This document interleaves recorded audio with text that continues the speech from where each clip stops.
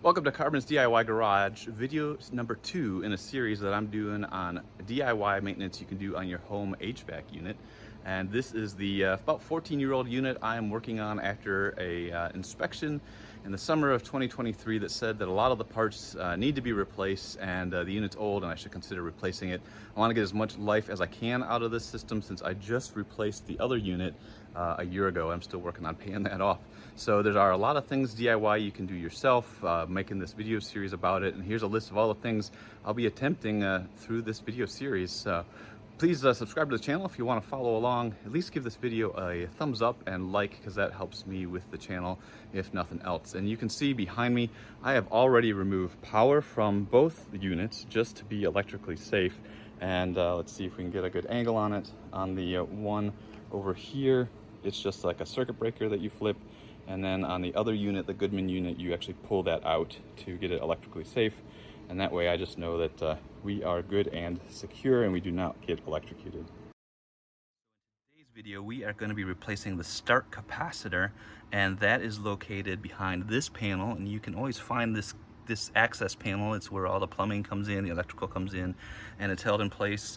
A couple of screws at the top, a couple of screws at the bottom. Every unit's just a little bit different, but basically you just need to take the screws off, and then you can take the panel off and you can see the parts and the wiring. And this rusty thing over here is the start capacitor. That's what we're going to be replacing. So how do you know that this needs to be replaced? Well, in my case, I'm doing it for preemptive maintenance because I just in the last video in the series replaced the contactor, and I noticed that the inspection report's correct. This one is rusty, it's old, and you know, they are not expensive, so may as well get in here and replace this as well. But your capacitor can fail, especially if it's having to work really hard. Your system's working really hard like this hot Houston summer, and you can see evidence of that, not all the time, but most of the time. First of all, your compressor's not going to run, and that's like the biggest system. You're not getting cooling, but the fan inside is running. But could be a bulging dome at the top and or at the bottom, and that's because the capacitor has failed. In my case, it's still flat, it's just rusty. It's probably just fine, but it's so inexpensive, and I'll leave a link in the video description for the part I'm using. You can definitely do this yourself. So how do you know which one you need to replace? And that is, you come and look at the one that's currently installed. You can probably find it on a label on the system as well, but it's easy to just pull the panel off first before you go shopping and look at what yours says. You can see mine is a 40/5/440. Those are the big important things, and really it's the 40 and the 5 microfarads, and that is the size of the capacitor. So you just need a 40 plus 5 microfarad capacitor for my system, and every system could be different. The one right next to me is a 45/5, so it's a bigger unit. So make sure you get the right one, and you can find them. Again, I'm not trying to get this to run for forever, so I just went off of Amazon versus a HVAC supply company, and there are a lot of options out there. Just you know, read through the reviews, pick one that's good for you and you think will work, and let me show you how it's done. So before you start doing any work, you want to make sure that you have safed the capacitor, and that's really any time that you're in here. So first, take an insulated screwdriver and just run it across, touch the leads, and you're basically shorting it out, discharging it, making sure that it is fully discharged of any power that is left inside there.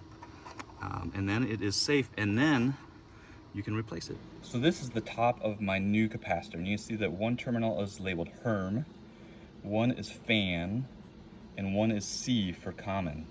And so all you need to do is pull the wires off of your old one, put them on your new one, and make sure you put them in the same location. But what do you do if your old capacitor either doesn't have labeling on it, or it's so rusted you can't see it? You don't know which one is common, HERM, and fan, and you definitely want to get the wires going to the same and the correct location.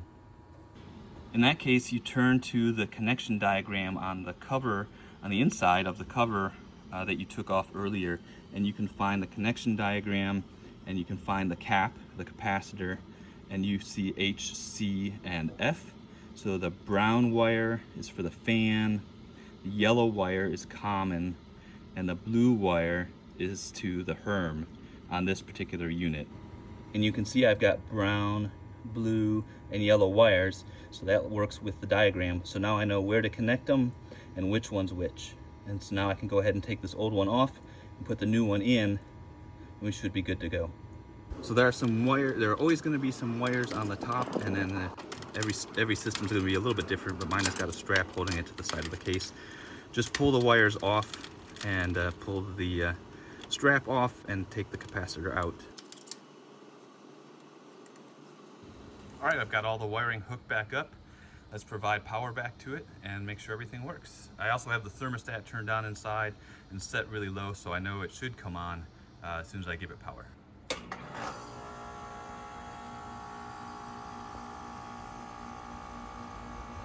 All right, and that is it for this task. It was really simple. It takes about 15 minutes to do tops. Even if you're going slow, the part is not expensive. It definitely saved me a good amount of money to do this, and also didn't take that long. I would actually recommend that you just have a spare capacitor for your unit set aside, because at least here in Texas, this is one of the first things to go, and it's so easy to do yourself. Have it in the closet, and if your blower's running but you're not getting cooling and the compressor's not running, it could be a bunch of different things. It could be low coolant, it could be other things, but before you make the service call, consider just replacing the run capacitor or the start capacitor, or at least go look at it and see if it's bowed out. Looks like it might be failed. And you can find some YouTube videos that help you diagnose it as well. But have one of those handy, because this is such an easy task. But if you like this video, you found it helpful, please give it a thumbs up. Drop any comments or questions that you've got, and gonna keep working through this checklist and see how much in the end we're gonna end up saving by doing this ourselves versus having the technicians come out and do this for us. So until that next video, you guys take care and have a good one.